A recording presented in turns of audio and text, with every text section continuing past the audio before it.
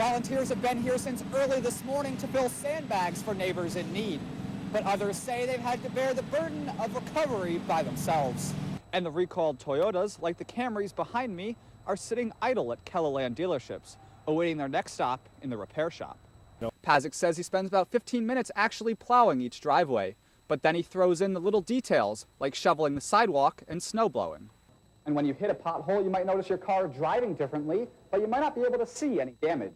In fact, the damage could be inside the tire, like this one, where the sidewall is actually shredded off. Hofer says his store gets a weekly shipment of 50 sump pumps. And this week, it's been such a popular purchase, he's only got these 6 remaining. The road through Davis may be blocked off, but the town is anything but quiet today. The Vermilion River is spilling its banks into the streets. And when one house sees flooding, many flock to the rescue. They've sandbagged all the way around the house, and I'm really thankful for community spirit in such a small town. Teresa Nygaard has lived in Davis for 13 years and says she knows the town's history with flooding. Davis always floods on the west side. That's a normal thing that happens. But this weekend is different. Nygaard says the water is coming from the north, putting her typically safe house in its wake. Nygaard says she was unprepared for how quickly the waters came flooding in. When I left for church this morning, there was no water in our yard, and this is what we came home to. For now, her home is dry. She hopes this morning's quick action from neighbors and friends keeps it that way. Nobody cares if it's their house, they just care about somebody's house. Volunteers have been here since early this morning to fill sandbags for neighbors in need, but others say they've had to bear the burden of recovery by themselves. Now, if this gets washed out like it's doing right now, we have no way to get out. Stephanie Stimson has banded together with her neighbors to help drain the floodwaters to keep their road passable. We're doing the best we can by opening up the snow banks to alleviate the water so it doesn't come back to us. As the waters move closer, people in Davis are working to keep Mother Nature at bay. I had hoped I would never, ever see this. This is unreal. We just deal with it. That's the good old way in South Dakota. In Davis, Nick Carbone, Kelloland News.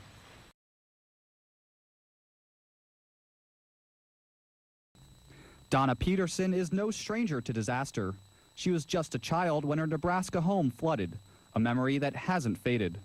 We had nothing prepared, and we had to evacuate our home in just a matter of minutes. And that was kind of a real scary feeling that stuck with me. So with the possibility of flooding across much of Kelloland this spring, Peterson and her family aren't taking any chances. They're ready for Mother Nature. We have a plan right now. We know how to reach each other and quickly. We know what the essentials are to take for survival. Peterson put together her plan with the help of a local website, BeReadyBrookings.com.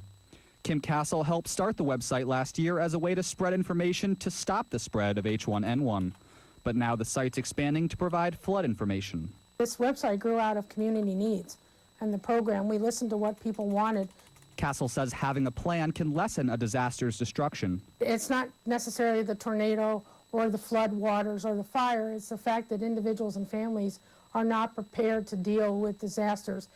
Be Ready Brookings suggests you make up a flood kit that includes non-perishable food, plenty of water, medicine, and any important documents like birth certificates.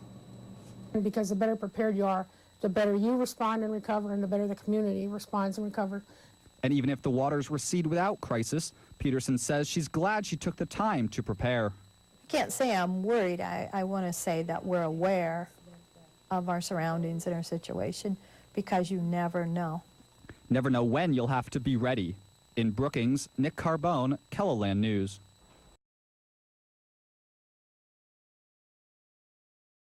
Whether you're spending Valentine's Day with that special someone or making it a family affair, many across Kelloland chose to let someone else do the cooking. We usually make our meals together and come up with something, and we just wanted to come out here and do no cooking and eat some good food. And restaurants were happy to pick up the slack. There was no downtime in the kitchen at Granite City as workers prepared plate after plate to feed the hungry masses. Manager Chris Lama says this weekend, Valentine's Day, coupled with the President's Day holiday, brings more people through the doors. It's like we're having 3 Saturdays in a row, which is obviously great for us. This waiting area first filled up when the doors opened at 10 a.m., and the crowds haven't stopped flowing in since. This is typically one of the busiest weekends of the year for us. And the overflowing reservation list proved it. Diners faced a 45-minute wait for a table today, but for some, that beats a hassle in the kitchen. I thought that this would be a good alternative. I don't have to cook, she doesn't have to cook, nobody does the dishes, and the food was great. But what about the old standard of making breakfast in bed? We've been married almost 50 years, so we're taking it easy. Whether diners eat in or out, they say on Valentine's Day, it's the thought that counts. In Sioux Falls, Nick Carbone, Kelloland News.